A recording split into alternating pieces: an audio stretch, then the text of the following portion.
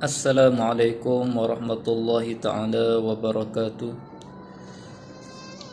Alhamdulillahi rabbil alamin. Wassalatu wassalamu ala asyrafi anbiya'i wal mursalin wa ala alihi wa sahbihi ajma'in. Rabbi syrah li sadri wa yassir li amri wahlul 'uqdatam min lisani yafqahu qawli. وقال الله سبحانه وتعالى في كتابه الكريم أعوذ بالله من الشيطان الرجيم التائبون العابدون الحامدون السائحون الراكعون الساجدون الآمرون بالمعروف والناهون عن المنكر والحافظون لحدود الله wa basyiril mu'minin.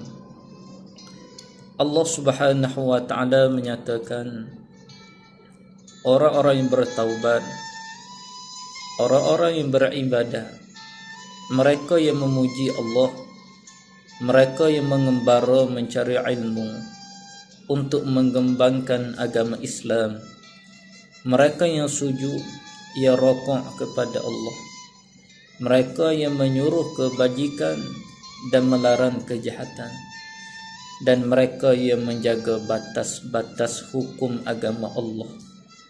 Lalu Allah Ta'ala menyatakan wa basyiril mu'minin, bergembiralah orang-orang mukmin yang bersikap dengan demikian. Sadaqallahu maulana al-azim. Surah At-Taubah ayat 112.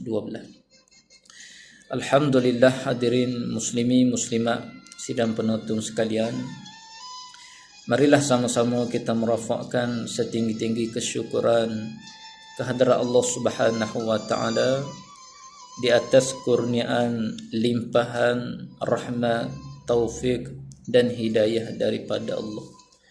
Tanpa taufik maka tidak mampu kita melaksanakan ketaatan kepada Allah. Ramai di kalangan manusia dapat melihat pelbagai cabang ibadat yang ada di hadapan mereka, tetapi tidak ramai yang mampu melakukan ibadat tersebut. Di situlah kita dapat fahami bahawasanya ramai manusia dapat hidayah, petunjuk, tetapi tidak ramai yang mendapat taufik daripada Allah. Kerana taufik itu adalah khalqun qudrati fi amdi li ta'atillah, iaitu Allah Subhanahu wa taala memberi kekuatan kepada seseorang hamba itu setelah dia mendapat hidayah daripada Allah, dapat lihat di mana jalan kebaikan, maka Allah Ta'ala memberi pula kekuatan untuk dia melaksanakan ketaatan tersebut kepada Allah Subhanahu wa taala.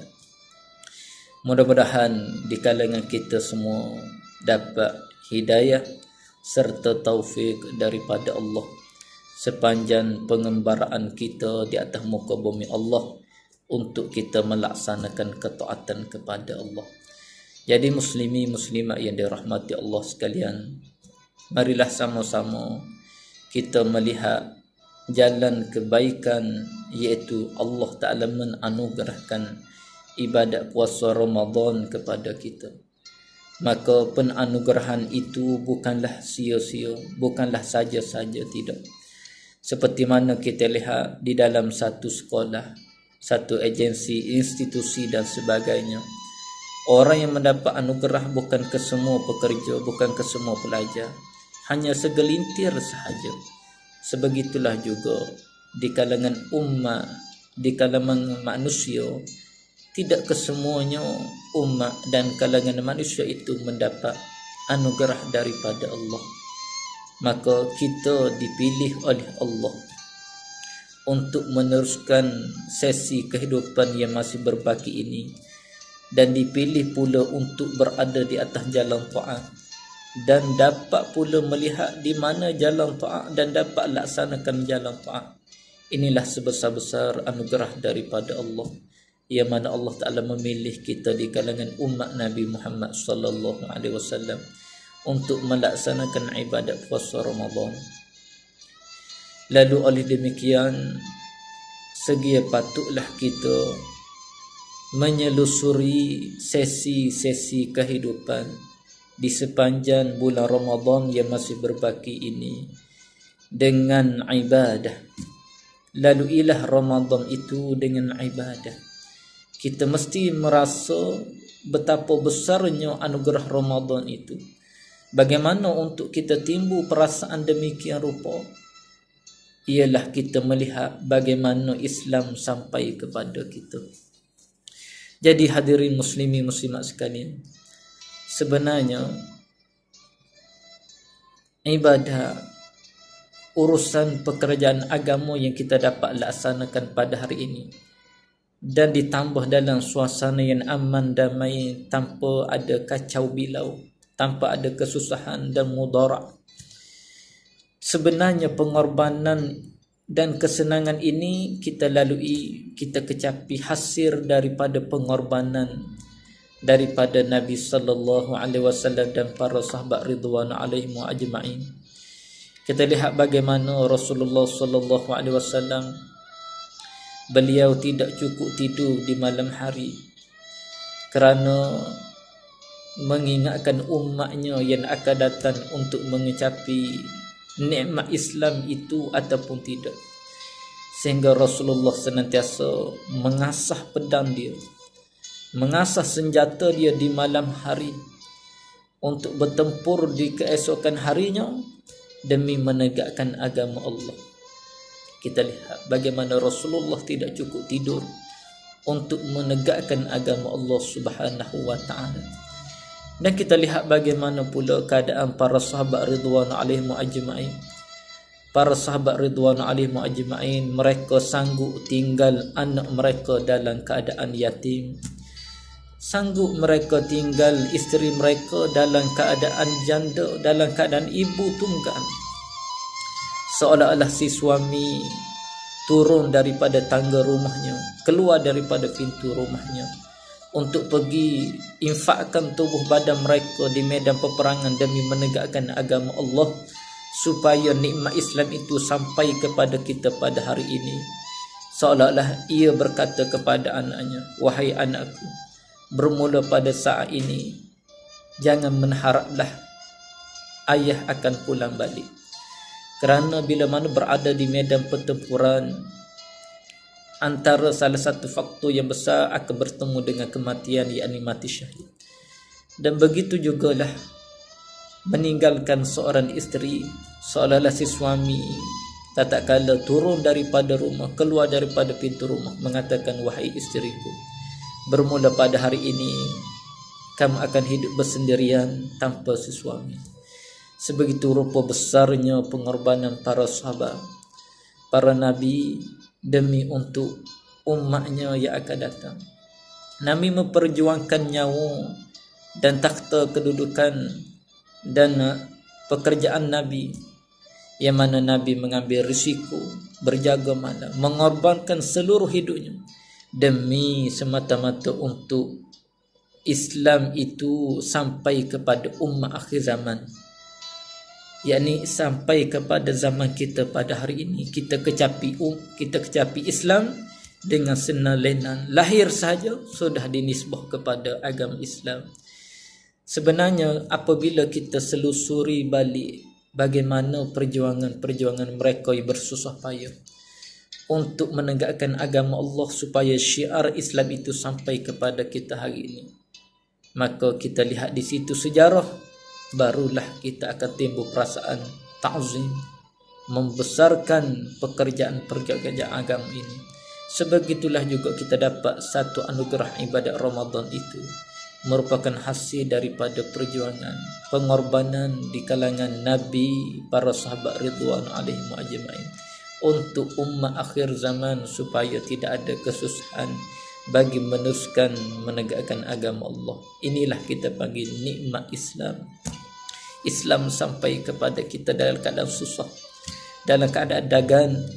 Maka kenapa sampai sahaja di zaman ini umat Islam tidak menendahkan hukum hakam Allah, isteri melawan cakapan suami, anak melawan cakapan ibu bapa, hatta fawda, yakni kerosakan berlaku sana sini, jenayah berlaku sana sini.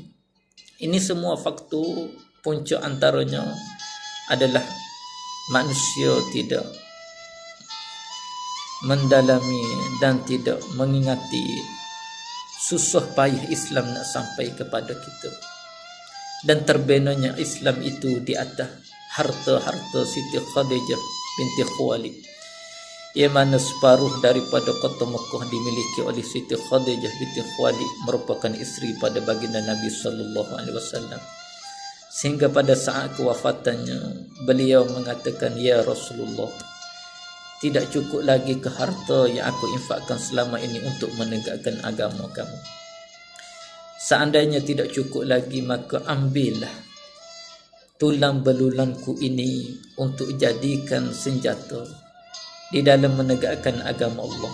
Di situ memberi pahaman kepada kita betapa kesungguhannya seorang wanita sanggup mengorbankan sekalian hartanya demi untuk menegakkan agama Allah. Allah Rabbi. Hebat perjuangan para sahabat, para isteri Nabi.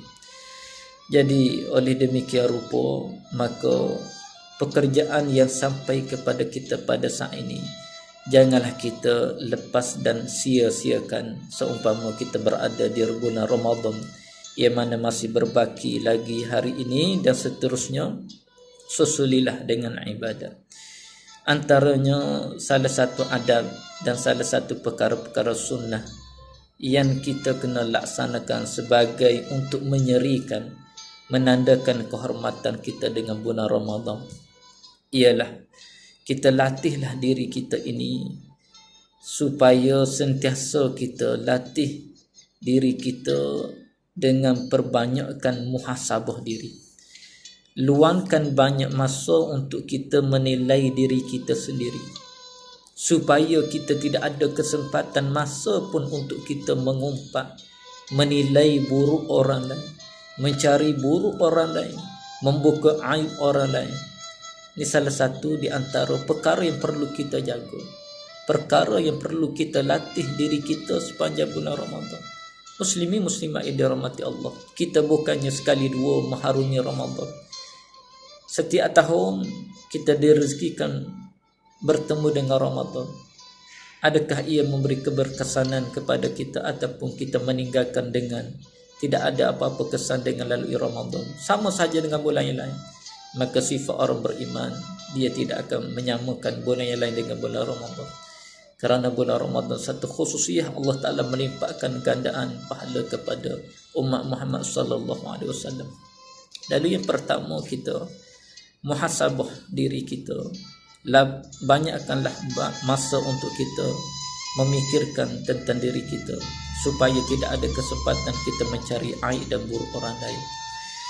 Yang seterusnya, kita jagalah sudut anggota-anggota kita. Seumpama jagalah mata, kullil mu'minina yaghuddu min absarihim wa yahfazu furujahum. Ya Muhammad, Allah Ta'ala perintahkan, ya Muhammad, perintahkanlah kepada umat kamu di kalangan muslimin, kalangan muslimat, supaya mereka menjaga pandangan mata mereka, supaya mereka menjaga farak kemaluan mereka, maruah mereka. Kerana dengan jagaan itu lebih membersihkan hati mereka dan agama mereka.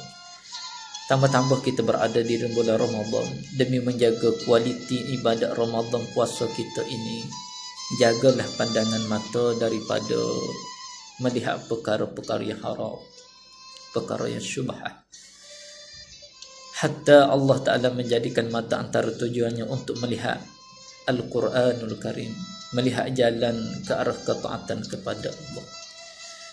Dan seterusnya, jagalah lisan kita supaya dipandukan dengan ke arah perkara-perkara yang manfaat. Allah Subhanahu wa Ta'ala menjadikan lidah ini untuk kita zikir, perbanyakkan zikir kepada Allah. membaca kitab Allah, menggunakan manfaat untuk kemaslahatan dunia dan akhirat. Lidah adalah sebesar-besar anggota. Andainya anggota yang lain sakit, tetapi lidah masih boleh bergerak, lalu amalan zikir kita boleh laksanakan lagi. Jadi jauhkanlah daripada, Allah Ta'ala menyatakan, wailul likulli humazatil lumazah alladzi jama'a malan wa 'addada. Allahu Rabbi, jauhkanlah daripada mengungkap, kerana dengan demikian akan menghakiskan pahala kita, pahala puasa kita. Sedangkan kita hidup ini tidak lain dan tidak bukan bertujuan untuk kita meraihkan pahala di muka bumi ini, mencari bekalan di muka bumi ini, demi untuk mendapat kesenangan di akhirat kelak nanti. Susah payah, letih kita, penat kita, bukannya Allah Ta'ala tidak tahu. Sebenarnya Allah Ta'ala maha mengetahui. Hambanya lemah, hambanya letih, hambanya penat. Tetapi oleh kerana kita melihat di negeri sana, yakni di negeri akhirat kelak nanti, mendapat balasan yang nikmatnya tidak terhingga kita nak bandingkan dengan nikmat dunia ini, maka kita rela berpenat lelah. Allah Ta'ala jadikan manusia dan di kalangan para jin untuk mentaati, mengabdikan diri kepada Allah.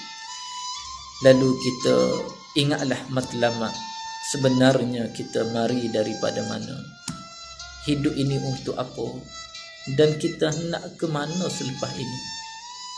Lalu indahkanlah negeri akhirat kamu dengan bertukuh lumuh, bersusah payah di atas muka bumi pada hari ini.